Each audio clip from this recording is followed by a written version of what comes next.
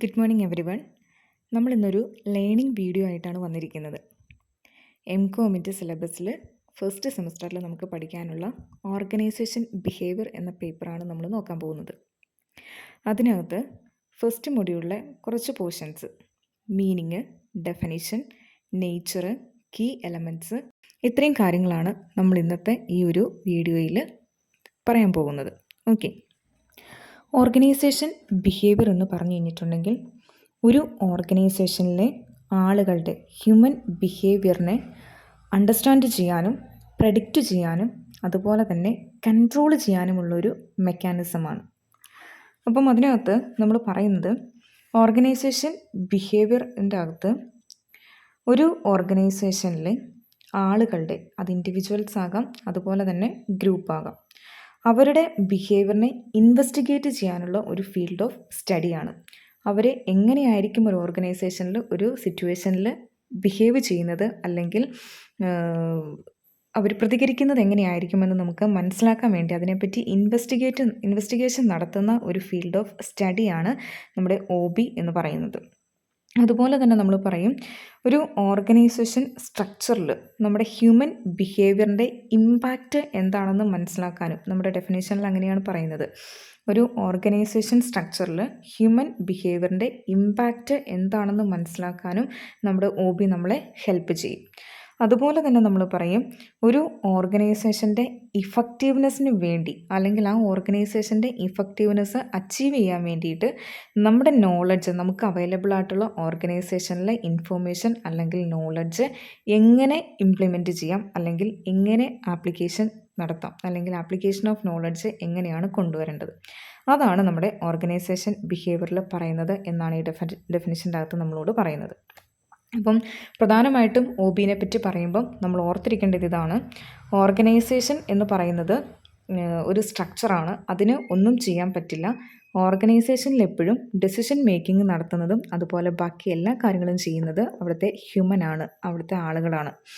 അപ്പോൾ അവരുടെ ബിഹേവിയർ ഒരു ഓർഗനൈസേഷനിൽ എങ്ങനെയായിരിക്കുമോ അതിനെ ബേസ് ചെയ്തിട്ടാണ് നമ്മുടെ ഓർഗനൈസേഷൻ്റെ സക്സസ്സും ഇഫക്റ്റീവ്നെസ്സും ഒക്കെ തീരുമാനിക്കുന്നത്.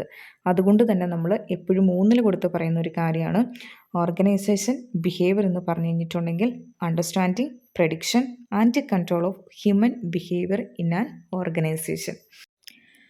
അടുത്തത് നമ്മൾ നോക്കാൻ പോകുന്നത് നേച്ചർ ഓഫ് OB ആണ്. ഓർഗനൈസേഷൻ ബിഹേവിയറിൻ്റെ നേച്ചർ എന്താണ്? ഒരു 7 പോയിൻറ്റ്സാണ് നമ്മൾ പറയുന്നത്. ഫസ്റ്റ് പോയിൻ്റ് പറയുന്നത് a field of study and not a discipline എന്നാണ്. ഓർഗനൈസേഷൻ ബിഹേവിയർ എന്ന് പറയുന്നത് ഒരു ഡിസിപ്ലിൻ മാത്രമല്ല, it's a field of study. ഒരു ഡിസിപ്ലിൻ എന്ന് പറഞ്ഞു കഴിഞ്ഞിട്ടുണ്ടെങ്കിൽ എന്താണ്? It's an accepted science mainly based on a theoretical foundation. ഒരു തിയറീനെ ബേസ് ചെയ്തിട്ടുള്ള ഒരു അക്സെപ്റ്റഡ് സയൻസിനെയാണ് നമ്മൾ ഡിസിപ്ലിൻ എന്ന് വിളിക്കുന്നത്.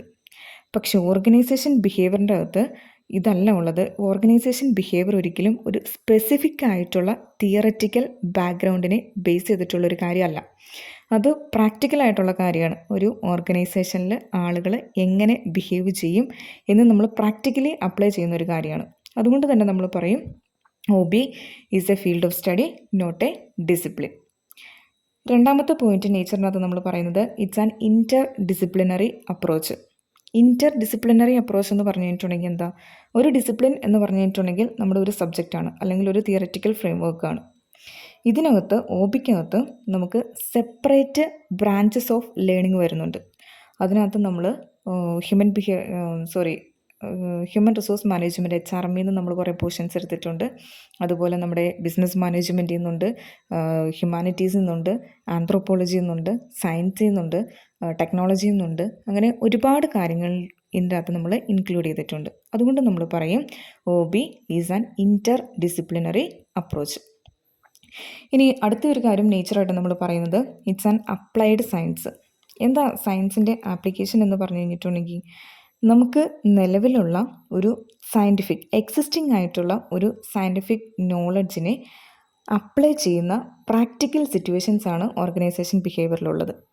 നമുക്ക് തിയററ്റിക്കലായിട്ട് നമ്മൾ ഫ്രെയിം ചെയ്ത് വെച്ചിരിക്കുന്ന, അല്ലെങ്കിൽ സയൻറ്റിഫിക്കായിട്ട് നമുക്ക് ഉള്ള ഒരു നോളജിനെ അതിന് പ്രാക്ടിക്കൽ സിറ്റുവേഷൻസിൽ എങ്ങനെ ആപ്ലിക്കേഷൻ നടത്താം അല്ലെങ്കിൽ എങ്ങനെ അപ്ലൈ ചെയ്യാം എന്നാണ് നമ്മൾ ഒ ബിക്കകത്ത് പറയുന്നത്. അതുകൊണ്ട് തന്നെ നമ്മൾ പറയും O B is an applied science. ഇനി നമ്മൾ നേച്ചറിൻ്റെ അകത്ത് അടുത്ത പോയിന്റ് പറയുന്നത് it's normative and value centred എന്ന്.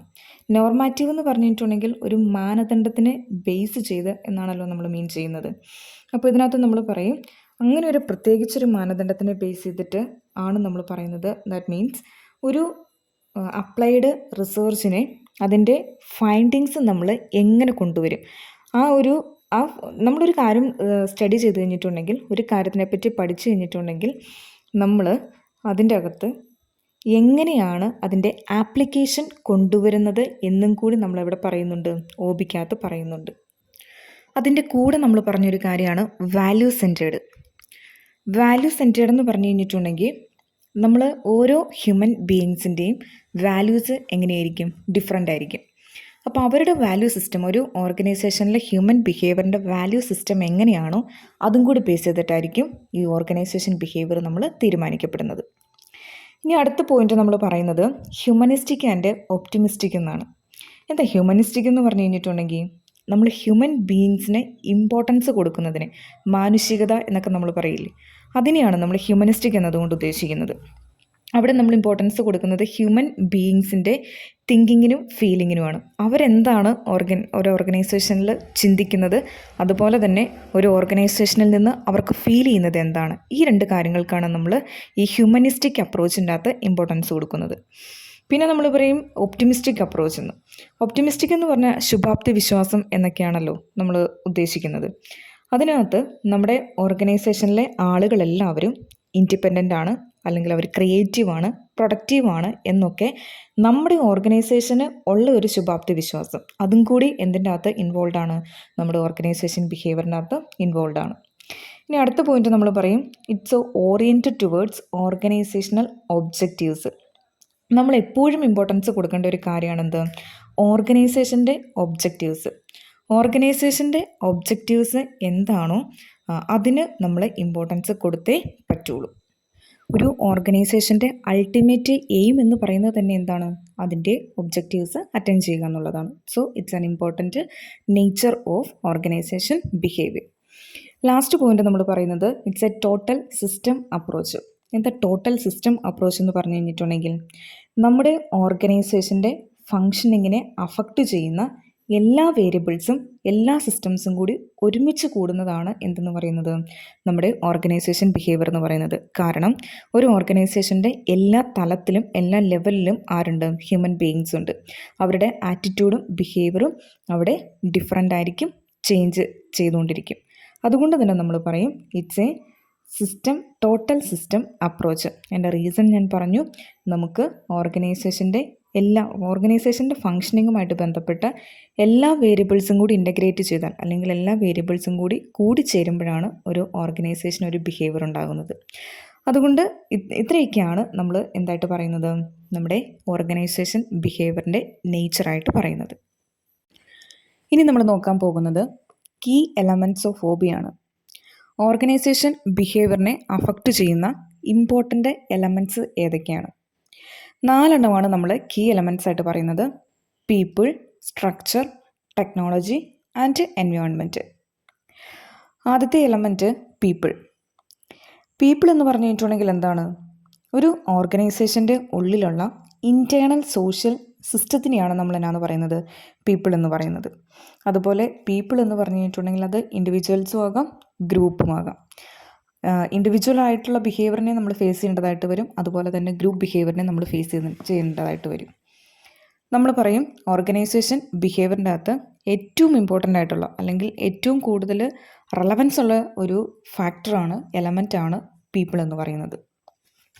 രണ്ടാമത്തെ എലമെൻറ്റ് നമ്മൾ പറയും സ്ട്രക്ചർ. സ്ട്രക്ചർ എന്ന് പറഞ്ഞിട്ടുണ്ടെങ്കിൽ എന്താണ്, structure is a formal relationship of people in organisation.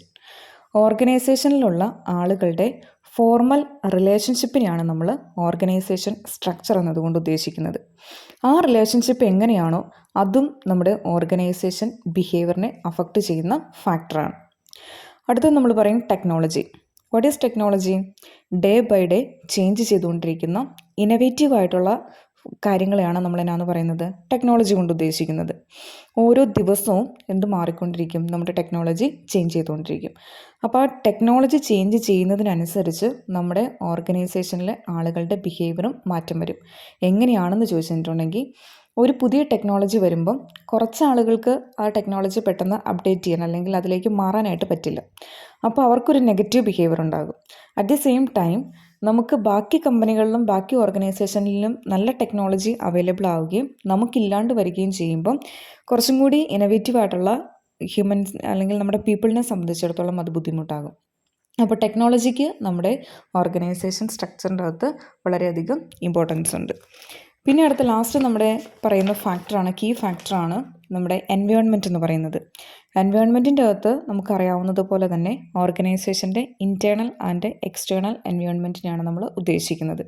Internal environment എന്തൊക്കെയാണെന്ന് നമുക്കറിയാം. ഓർഗനൈസേഷൻ്റെ ഉള്ളിൽ നിന്നുള്ള കാര്യങ്ങൾ, നമ്മുടെ ഓർഗനൈസേഷൻ്റെ എംപ്ലോയീസ്, ഓർഗനൈസേഷൻ്റെ എൻവയോൺമെൻറ്റ്, ദാറ്റ് മീൻസ് ഓർഗനൈസേഷൻ്റെ ഉള്ളിൽ വരുന്ന എല്ലാ കാര്യങ്ങളും എന്തിൻ്റെ അകത്ത് വരും, ഇൻറ്റേർണൽ എൻവയോൺമെൻറ്റിൻ്റെ അകത്ത് വരും. എക്സ്റ്റേണൽ എൻവയോൺമെൻറ്റ് നമുക്കറിയാം, നമ്മുടെ സോഷ്യൽ, പൊളിറ്റിക്കൽ, അതുപോലെ തന്നെ ലീഗൽ, അങ്ങനെയുള്ള ഫാക്ടേഴ്സ് എല്ലാം കൂടി വരുന്നതാണ് നമ്മുടെ എക്സ്റ്റേണൽ എൻവയോൺമെൻറ്റ്. ഇതിനും നമ്മുടെ ഓർഗനൈസേഷൻ ബിഹേവിയറിൻ്റെ അകത്ത് വളരെയധികം ഇമ്പോർട്ടൻസ് ഉണ്ട്. അപ്പോൾ ഈ 4 എണ്ണമാണ് നമ്മുടെ കീ ഫാക്ടേഴ്സായിട്ട് അല്ലെങ്കിൽ കീ എലമെൻറ്റ്സ് ആയിട്ട് പറയുന്നത്. അപ്പോൾ നമ്മളിന്ന് എന്തൊക്കെയാണ് പഠിച്ചത്? Meaning, definition, nature and key elements of organisation behaviour. ഈ 4 കാര്യങ്ങൾ ആ ചാപ്റ്ററിലെ ഇമ്പോർട്ടൻ്റ് ആണ്, ഇൻട്രഡക്ഷനാണ്. അപ്പോൾ നമുക്ക് ഓർഗനൈസേഷൻ ബിഹേവിയറിനെ പറ്റിയുള്ള ബാക്കി കാര്യങ്ങളൊക്കെ വരുന്ന ക്ലാസ്സുകളിൽ കാണാം. അപ്പോൾ ഞങ്ങളുടെ ഈ ചെറിയ വീഡിയോ നിങ്ങൾക്ക് എല്ലാവർക്കും ഉപയോഗപ്രദമായിരിക്കുമെന്ന് വിശ്വസിക്കുന്നു. എല്ലാവർക്കും ഇഷ്ടപ്പെട്ടെങ്കിൽ ലൈക്ക് ചെയ്യണം, ഷെയർ ചെയ്യണം, സപ്പോർട്ട് ചെയ്യണം. അപ്പോൾ ഓക്കെ, ബൈ, താങ്ക് യു.